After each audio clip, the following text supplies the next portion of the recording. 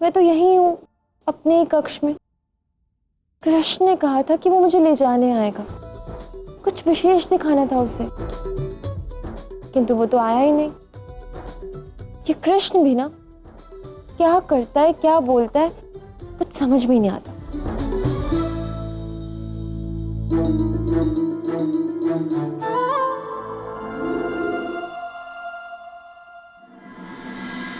लीजिए दाऊ। अरे बहुत बहुत धन्यवाद। इतनी शीघ्र आपने सारे निमंत्रण पत्र बना दिए, अविश्वसनीय। जी दाऊ, ना सोए ना खाए, कान्हा के विवाह में विलंब नहीं होना चाहिए। आखिर कितना कुछ किया है हम सबके लिए कान्हा ने। ये तो है, इसके लिए आप सभी का बहुत बहुत धन्यवाद। अच्छा जी, चलते।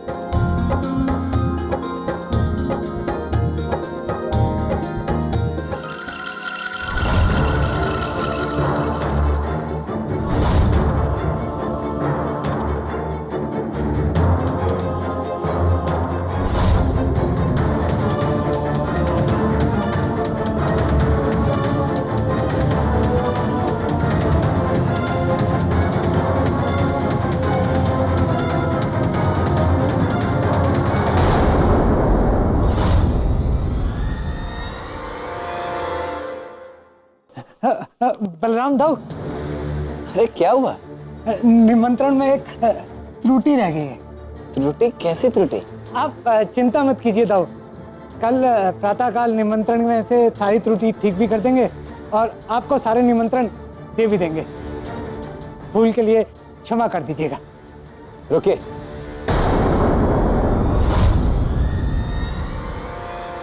आपको क्षमा मांगने की कोई आवश्यकता नहीं। मैं समझता हूं कि शीघ्रता में ऐसी छोटी मोटी त्रुटियां हो जाती हैं। कोई बात नहीं, आपको इसकी चिंता करने की कोई आवश्यकता नहीं है, किंतु कृपा करके कल प्रातः काल तक सारे निमंत्रण पत्र ले आइएगा। जी अवश्य।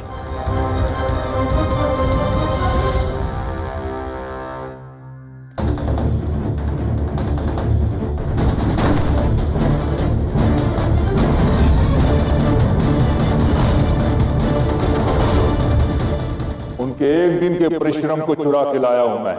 तो विलंब किस बात का? जला देते हैं इनके परिश्रम को।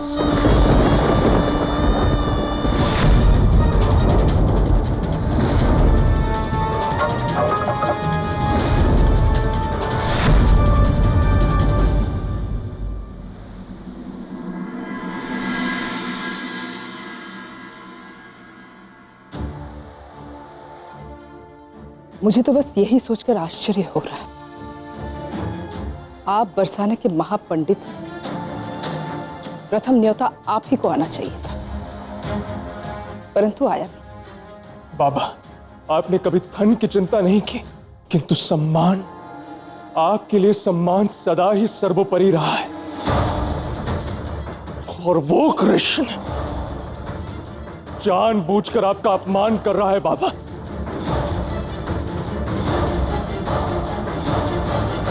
और ये मुझसे सहा नहीं जा रहा।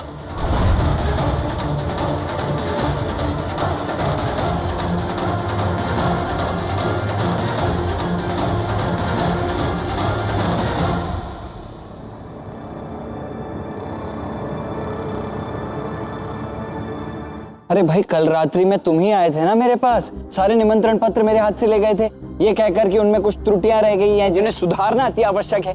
फिर कहा था कि प्रातःकाल तक ले आओगे। क्या कह रहे हो बलराम भैया? कल हम स्वयं आपको निमंत्रण पत्र देकर चले गए थे, पुनः लेकर क्यों जाएंगे? यदि तुम नहीं आए थे तो तुम्हारा भूत आया था क्या? मेरे हाथ से कौन ले गया निमंत्रण पत्र? फिर खोजो, कहां है निमंत्रण पत्र?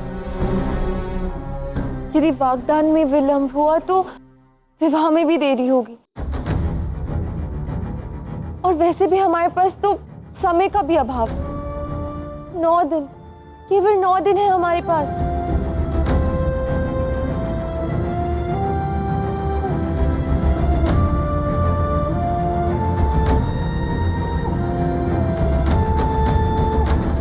दाऊ, शांत हो जाइए। देखिए, अवश्य ही कोई भूल हुई होगी, सब कुछ ठीक हो जाएगा, आप शांत हो जाइए। नंजी,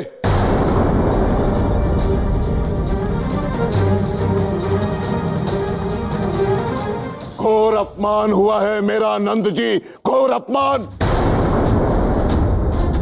मुझे धन का लोभ नहीं, परंतु मान सम्मान का अधिकारी तो हूं ना मैं। बताइए मुझे। हमारी प्रथा चलती आ रही है कि विवाह का पहला निमंत्रण पत्र गांव के महापंडित के पास जाता है, परंतु यह निमंत्रण पत्र मेरे पास नहीं पहुंचा। ऐसा क्यों?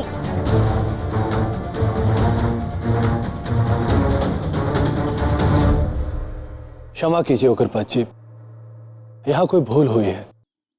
निमंत्रण तो हमारे पास आए ही नहीं, तो भला आप ही बताइए कि उन्हें वितरित कैसे करें। अर्थात निमंत्रण पत्र किसी के पास पहुंचे नहीं, तो वागदान देने कौन आएगा? बताइए मुझे। हे नारायण, पूरा एक दिन व्यर्थ हो गया।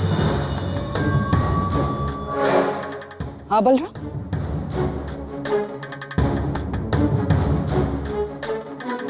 अब आप ही बताइए, मात्र 9 दिन में यह विवाह कैसे संपन्न होगा? कदाचित इस विवाह की तिथि को लेकर हमें पुनः विचार करना चाहिए।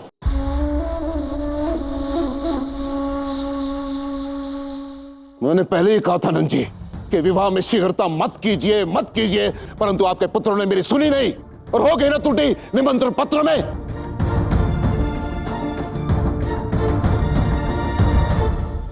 अभी आप स्वयं सोचिए, कल प्रातः विनायक जी की पूजा है, उसके पश्चात वधु के यहां भगवान जी को आमंत्रित किया जाएगा। यदि ये सब समय पर नहीं हुआ तो अनर्थ हो जाएगा, वागदान में कोई नहीं आएगा, और ऐसे में राधा का विवाह।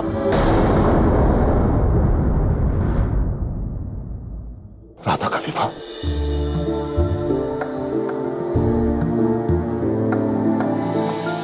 मैंने बहुत स्वप्न देखे हैं राधा के विवाह को लेकर नंद जी, कि राधा का विवाह दिव्य होगा, भव्य होगा।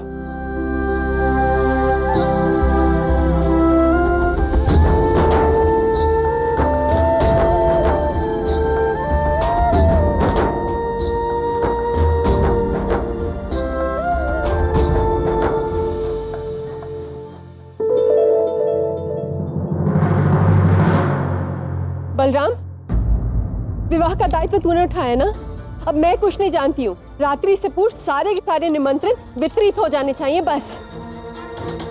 हाँ बलराम, विवाह में सम्मान भी दांव पर लगा होता है। यदि तुमसे नहीं हो पा रहा तो अभी बता दो। अरे नहीं नहीं नहीं नहीं, ऐसा कुछ नहीं होगा, आप लोग निश्चिंत हो जाइए। देखिए बलराम दाऊ है ना, सब कुछ संभालेंगे, सब कुछ उचित होगा। कल मेरे वागदान में प्रत्येक व्यक्ति आएगा, ठीक है?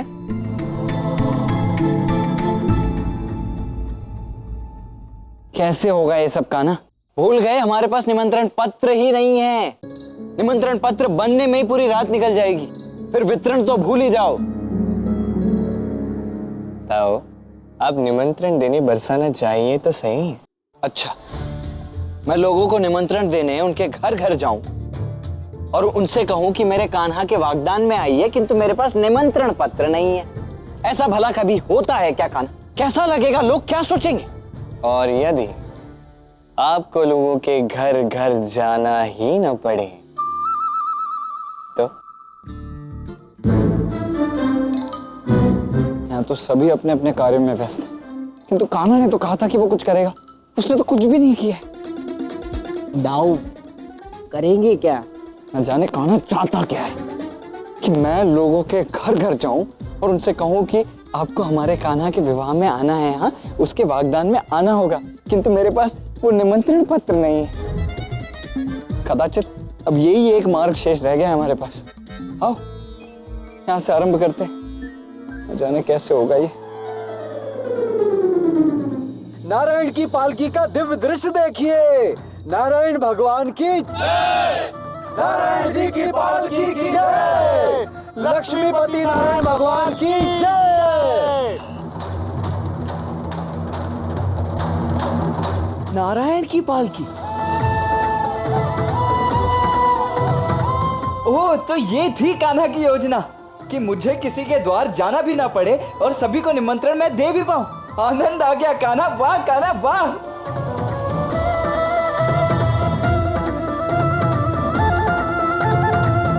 ऐसा दिव्य और भव्य निमंत्रण तो पूरे ब्रह्मांड में कभी किसी ने किसी को नहीं दिया होगा। अब बस काश एक निमंत्रण पत्र भी मेरे हाथ में आ जाता तो आनंद ही आ जाता।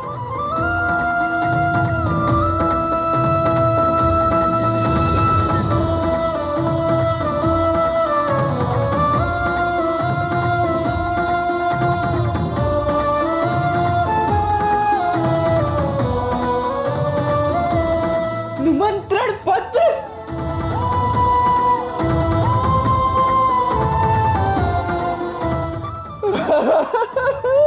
अद्भुत।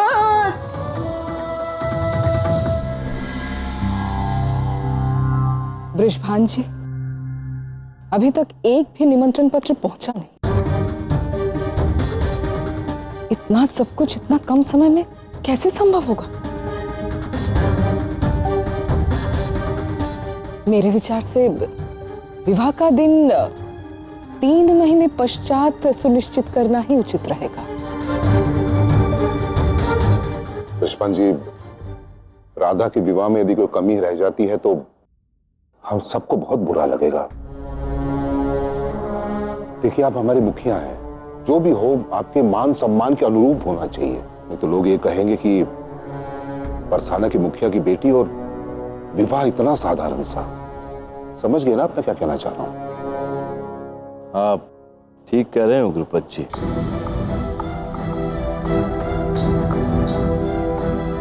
बरसाने के मान को ठेस नहीं पहुंचने दे सकता हूं मैं।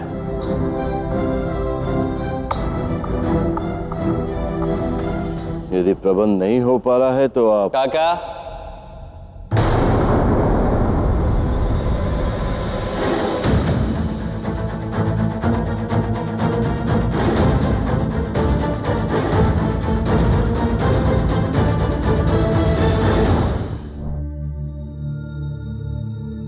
विवाह के सारे प्रबंध हो चुके हैं और निमंत्रण भी वितरित हो चुके हैं। चिंता की कोई बात नहीं है। किंतु तुमने ये सब कैसे किया पुत्र? वृषभान जी,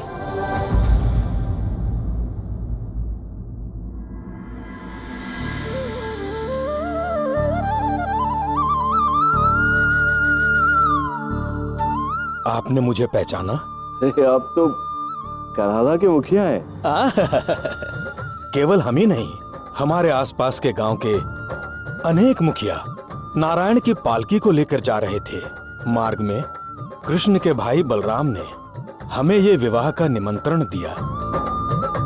इस दिव्य और अलौकिक निमंत्रण की चर्चा दूर दूर तक फैल रही है। हर तरफ यही चर्चा हो रही है कि जब निमंत्रण इतना सुंदर है तो वाग्दान कितना अद्भुत होगा।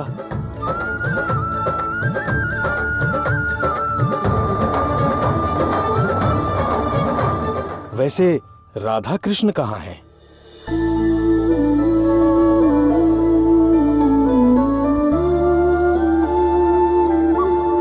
ये तो सीताराम की जोड़ी लग रही है।